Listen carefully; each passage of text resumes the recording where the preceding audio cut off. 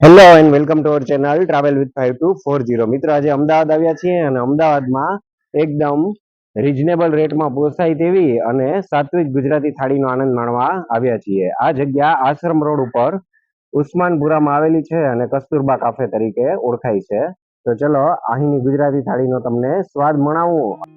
Exact location મિત્રો આપને જણાવું તો ફોર્ચ્યુન લેન્ડમાર્ક હોટલની સામે અશ્વરથ કોમ્પ્લેક્સના ગ્રાઉન્ડ ફ્લોર ઉપર આ કાફે આવેલો છે, જે ઉસ્માનપુરા 4 રસ્તાની બાજુમાં જ આશ્રમ રોડ ઉપર છે। કસ્તુરબા કાફેવાળું આ બોર્ડ આપને જોવા મળશે અને તેની બાજુમાં જ એક બીજું બોર્ડ છે જેના ઉપર તેમની આ ગુજરાતી ફિક્સ થાળી આપને જોવા મળશે, જેમાં 49 અને 65 રૂપિયાવાળી ગુજરાતી થાળી વિશે માહિતી આપવામાં આવેલી છે। સાથે સાથે તેમનો મોબાઈલ નંબર અને મેઇલ આઈડી પણ આપવામાં આવ્યું છે, જે પાર્સલ માટે કામ લાગશે।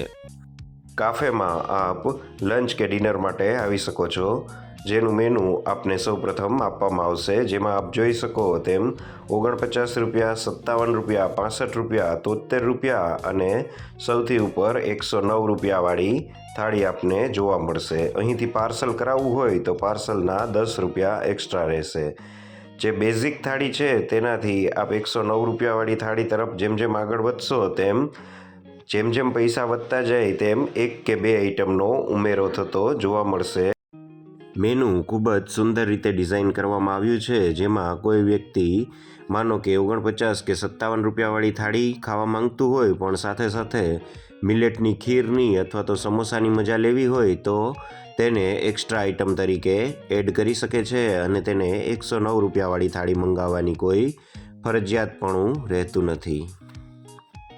એક્સ્ટ્રા આઇટમોમાં મોટાભાગની આઇટમ 5 થી 15 રૂપિયા વચ્ચે મળશે। મિલેટની ખીર અને સમોસાના ભાવ 20 થી 30 રૂપિયા વચ્ચે છે। આજુબાજુ આપ જોઈ શકો છો કે જ્યારે પણ આવશો ત્યારે આપે વેઇટિંગનો સામનો કરવો પડશે।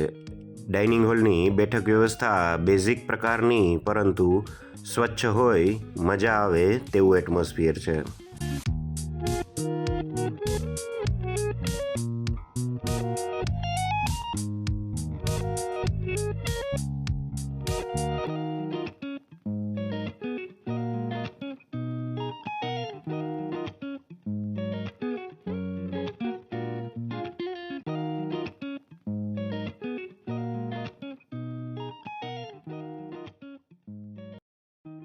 ગુજરાતી થાળી મંગાવ્યા મુજબ આવી ગઈ છે, જેમાં મેં અને માહીએ 109 રૂપિયાવાળી ગુજરાતી થાળી મંગાવેલી, જ્યારે માહીની મમ્મીએ 57 રૂપિયાવાળી ગુજરાતી થાળી મંગાવેલી।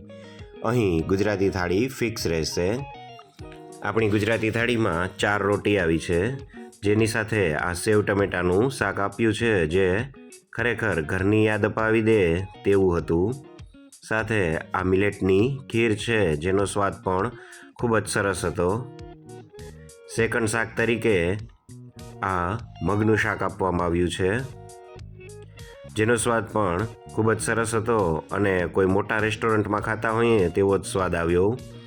દાળ પણ ક્વોલિટી અને ક્વોન્ટિટી વાઇઝ સરસ જ હતી। સાથે ચોખાના પાપડ આપવામાં આવ્યા છે અને હવે આ તેમના સમોસાનો આપણે ટેસ્ટ કરીએ।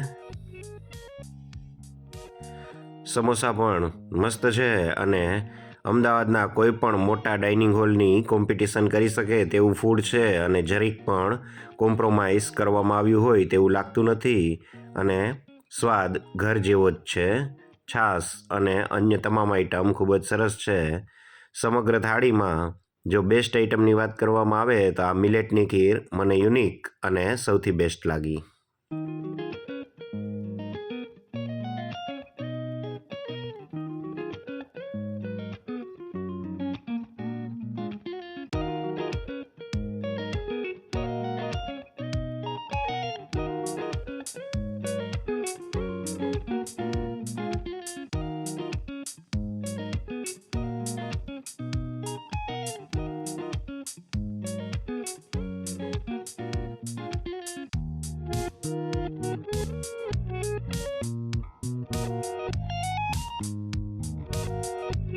દાળ ભાતમાં પ્લેન રાઈસ આપવામાં આવ્યા છે અને તેની સાથે દાળ છે, તો તેનો ટેસ્ટ પણ ખૂબ જ સરસ અને મજા આવી જાય તેવો છે।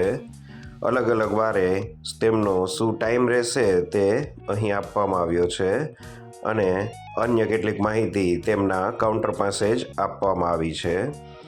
એકવાર આપ અહીંથી ગુજરાતી થાળીનો સ્વાદ માણ્યા બાદ બહાર નીકળશો એટલે આપને લાગશે નહીં કે કોઈ હોટેલમાં જમ્યા હોય, પરંતુ ઘરે જ સાદી ગુજરાતી થાળીની મજા લીધી હોય તેવી આપની અનુભૂતિ રહેશે અને ઓવરઓલ અમારો એક્સપિરિયન્સ ખૂબ જ સારો રહ્યો. તો મિત્રો, કસ્તુરબા કાફેમાં જમ્યા, ખરેખર ખૂબ જ મજા આવી. પાત્રાળાની થાળીમાં કેટલા વર્ષો પછી જમવાનું મળ્યું, ખૂબ જ આનંદ થયો. 49 રૂપિયાથી માંડી અને 109 રૂપિયા સુધીની થાળી એટલે કશું ના કહેવાય અને ખૂબ જ મજા આવી. તો જો આપ અમદાવાદ આવો અને સાત્વિક ગુજરાતી થાળી ખાવી હોય કે જે પૈસા વસૂલ પણ હોય તો આ એક બેસ્ટ ઓપ્શન છે અને આપને જરૂરથી મજા આવશે. અમને તો ખૂબ જ મજા આવી. અને આજનો બ્લોગ મિત્રો આપને સારો લાગ્યો હોય તો ચેનલને લાઈક, શેર અને સબસ્ક્રાઇબ જરૂર કરજો. મળીએ આવતા વિડીયોમાં. ત્યાં સુધી આવજો.